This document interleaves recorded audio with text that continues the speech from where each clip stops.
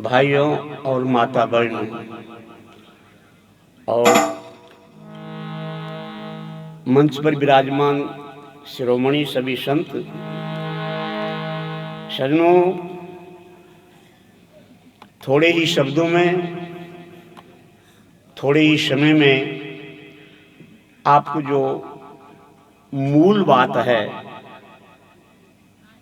जो सार बात है, जो वेदों का सार है, उपनिषदों का सार है, गीता का सार है, वो थोड़े ही शब्दों में आपको मैं आपके हृदय तक पहुंचाने का प्रयत्न करूंगा।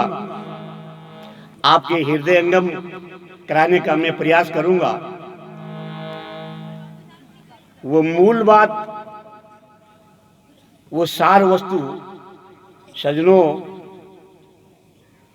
विषय चल रहा है सत्संग का। ये सनातन क्या है, किसको सनातन कहते हैं, बस इसी पर प्रकाश डालेंगे। सनातन किसको कहते हैं?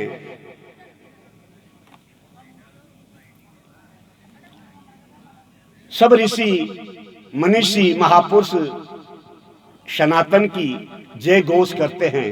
तो ये सनातन क्या वस्तु है, वो महापुरुष इस पर प्रकाश डालते हैं। पहला शब्द है स। स का अर्थ होता है जो सदा से है। सदा से कब से? सुंदर पहले ब्रह्म था।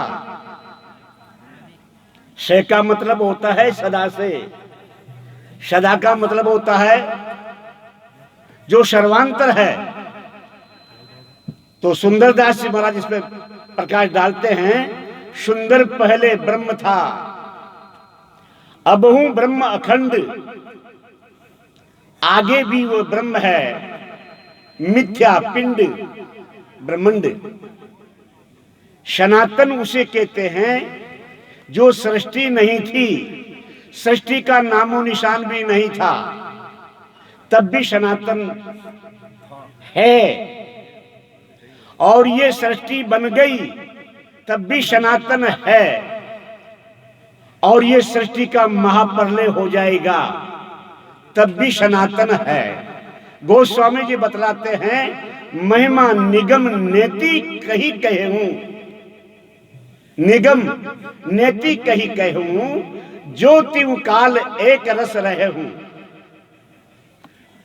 आदि में, मध्य में और अंत में जो तीनों कालों में एक रस है, जिसमें कोई परिवर्तन नहीं आता, जिसमें कोई बदलाव नहीं होता, उसको कहते हैं सनातन। जिससे ये सृष्टि उत्पन्न हुई है, जिसमें ये सृष्टि ईश्वर है, और अंत में जिसमें ये सृष्टि लय हो जाएगी, उसको सनातन कहते हैं। उसी को महापुरुषों ने, मनुष्यों ने उसी को सनातन कहा है। तो सज्जनों, ज्यादा लंबी और चौड़ी बात नहीं महापुरुषों ने बताया। भगवान जगतगुरु शंकराचार्य महाराज फरमाते हैं, ब्रह्म सत्य और जगत मिथ्या, जीवो ब्रह्म ना परः। इस संसार में सत्य वस्तु है, अमर वस्तु है, अनादि वस्तु है, सार वस्तु है, मूल वस्तु है, तो वो सनातन है। बस यही सत्संग है, यही जीवन की सफलता है कि इस जीवन की साध न होने से पहले जिसने उस सनातन का अनुभव कर लिया, उस सनातन को पहचान लिया, उसका यहां आना सार्थक हो गया। उसका जीवन सफल हो गया। श्रुति माता कहती है जिसने उस सत्य का अनुभव कर लिया, उसके लिए सुरती माता कहते हैं नस पुनरावर्तते। उस संत का फिर पुनर्जन्म नहीं हो रहा है कि वो कहां जाता है, पुनर्जन्म नहीं होता है। तो योगेश्वर कहते, भगवान कह रहे हैं न तद भासते सूर्यो न ससा को न पावक है, यद गतवान निवर्तनते तद धाम प्रममम। वो संत जो है वो मेरे धाम को चले जाता है और मेरे धाम को गया हुआ फिर वो वापस लौट करके नहीं आता। इसलिए सजनों, इस एक मूल वस्तु को जानना है। ज्यादा लंबी चौड़ी बात महापुरुषों ने नहीं बताया। महापुरुष दयालु होते हैं, महापुरुष उलझाते नहीं है, महापुरुष सुलझाते हैं। बस एक ही बात जानना है जीवन में, दूसरी वस्तु कोई है ही नहीं। सदगुरु कबीर भी फरमाते हैं, कबीरा एक न जानिया, अरे बहु जाने क्या होई। कबीरा एक न जानिया बहु जाने क्या होई। एक से सब होत है और सबसे एक न होई।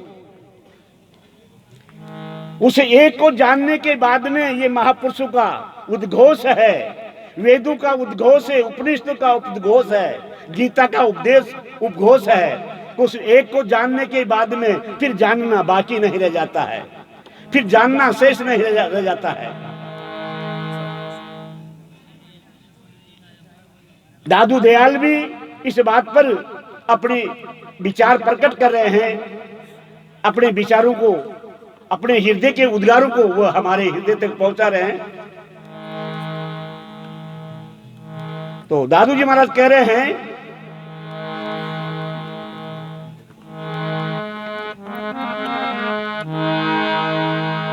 एक माई सब आवया। ध्यान देना, सत्संग का विषय चल रहा है सत का। एक माई सब आवया, डाल पान फल और फूल। एक माई सब आवया, डाल पान फल फूल। अरे दादू पीछे क्या रहा, जिसने पकड़ लिया, जिसने पकड़ लिया निज मूल। यही निज मूल है सजनों, यही सार है। इसलिए महापुरुष कहते हैं, एक साध्या सब सदे और सब साध्या सब जाए। जैसे सींचे मूल को फूले फले अगाए। सजनों, यही सत्संग है, यही मानव जन्म की सफलता है और यही ज्ञान है। ये ज्ञान जिसने पा लिया उसने सभी कुछ पा लिया। जिसने ने पाया ज्ञान उसने जन्म लेकर क्या किया। माता पिता को कष्ट दीना और कष्ट पाया आप भी। जिसको मिला उसको रुलाया, मूड रोया आप भी। जो सर्व का है जानना, सो जानना अज्ञान है। पूरे विश्व को जाना, मगर जिससे, जिसकी सत्ता से विश्व चल रहा है, हिल रहा है, डुल रहा है, खा रहा है, पी रहा है, विश्व को जाना, मगर जिसकी सत्ता से ये विश्व चल रहा है उसको नहीं जाना, तो भी जानना सारा बाकी है। इसलिए सजनों, इतना ही कह करके मैं वक्तव्य को पूरा करता हूं। है सजनों, सत्संग इसे ही कहते हैं, दृग दर से दो पदार्थों। गाने बजाने का नाम सत्संग नहीं, राग रागनी का नाम सत्संग नहीं। सत्संग बस संतों ने यही बताया है कि सत्य और असत को पहचान लेवे, यही सत्संग है। बोलो सद्गुरुदेव भगवान की जय हो, सनातन धर्म की जय हो।